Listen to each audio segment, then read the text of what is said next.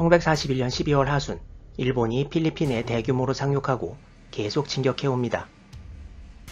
전세가 불리해지자 미군은 방어를 집중적으로 하기 위해 바탄반도로 철수하기로 하는데요. 미군은 수도인 마닐라와 바탄반도로 가는 길이 갈리는 점까지 내려와서 방어선을 치고 루존섬 북쪽에 있던 병사들과 루존섬 남쪽에 있던 병사들까지 거의 모두 무사히 바탄반도로 철수시키는 데 성공합니다. 이것이 일본군 본대가 상륙한 12월 22일경부터 해가 바뀌는 1월 1일경까지의 상황입니다. 산지가 대부분인 바탄반도에서 충분한 물자로 최대한 버티겠다는 작전이었습니다.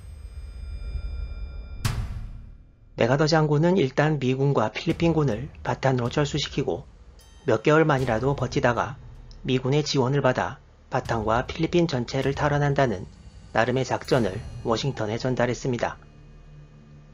하지만 필리핀 전체를 탈환하는 데는 엄청난 전력이 필요하다는 것이 뻔한 사실인데 진주만 기습으로 미 태평양 함대의 수상함 전력이 크게 약화되어 버렸고 숫자가 적은 항공모함도 필리핀으로 돌릴 만한 상황은 절대 아니었습니다. 따라서 많은 수의 병사가 바탄에서 최후의 방어선을 만들고 수비작전에 돌입했지만 그들의 운명은 이미 결정된 것이나 다름없었고 자신의 필리핀 탈환 요청이 거부된 메가더 장군과 미군 수뇌부 그리고 요청을 거부한 워싱턴도 결국 필리핀 방어전이 어떻게 끝날 것인지 알고 있었습니다. 바탄반도로의 철수가 숨가쁘게 이루어지고 있던 1941년 12월 26일 필리핀의 수도 마닐라가 무방비 도시 오픈시티로 선언되었습니다. 미군 사령부와 필리핀 정부는 이미 마닐라에서 철수한 이후였고요. 거리 곳곳과 시청 앞에 오픈시티, 노 슈팅이라고 쓰여있는 플래카드가 걸렸습니다. 그리고 일본군의 상륙 이후 계속되었던 등화관제도 해제되었습니다.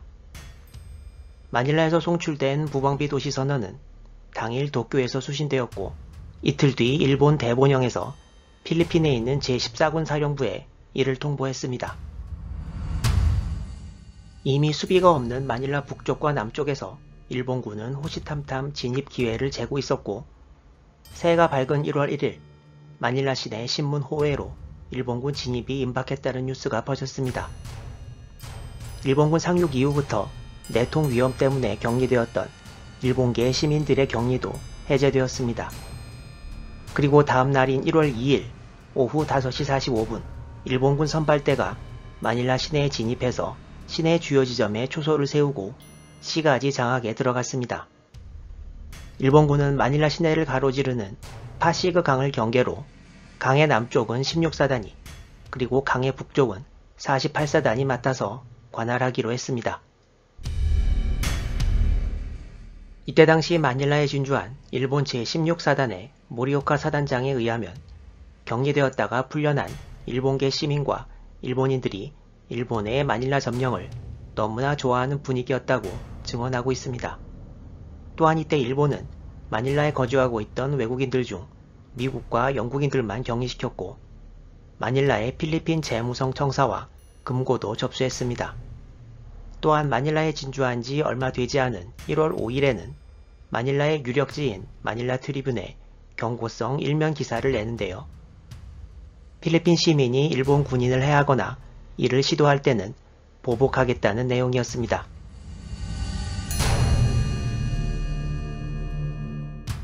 하지만 수도인 마닐라를 장악한 일본군도 아직 무언가 답답하기는 마찬가지였습니다.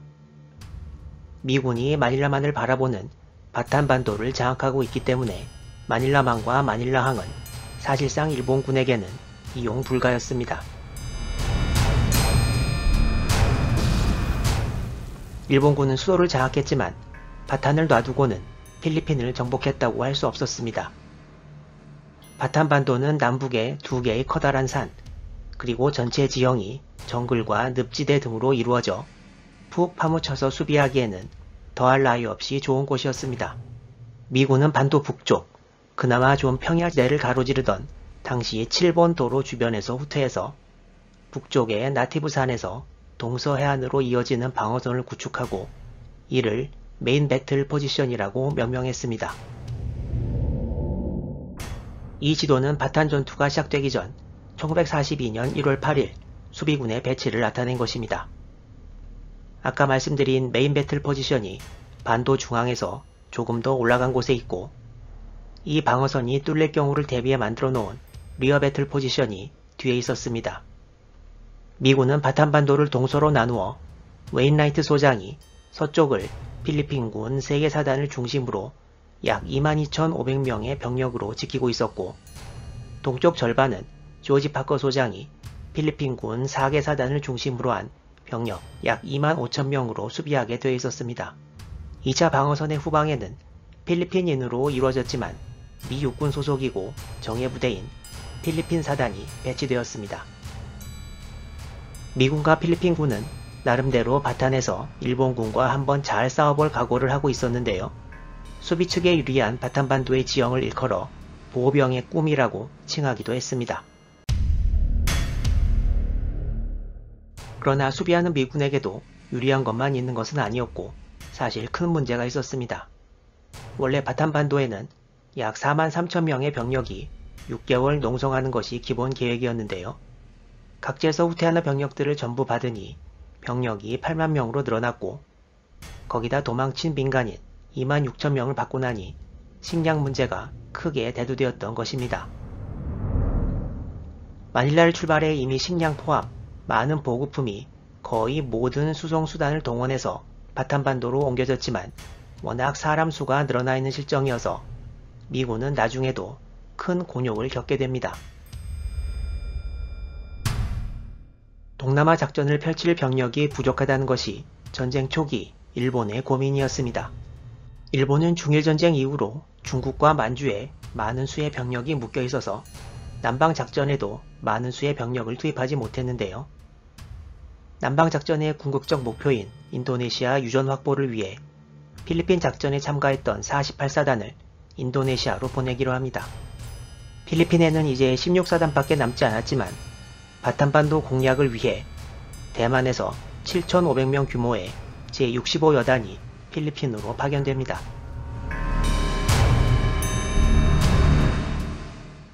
문제는 이 65여단이 실전 경험은커녕 훈련도 제대로 못 받은 부대였다는 건데요. 바탄반도 수비 측의 문제점을 잘 알고 있던 일본은 이 여단을 바탄 공략 선봉으로 세웁니다.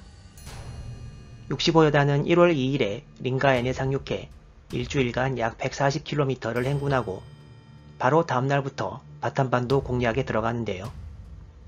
수비 측은 병력은 많지만 식량이 부족하고 필리핀군 자체가 약점이고, 일본군은 병력이 적고 경험이 부족하지만 사기가 높고 제공권을 장악한 상황. 과연 바탄 전투는 어떻게 진행될까요? 다음 영상을 기대해 주시기 바랍니다. 시청해 주셔서 감사합니다.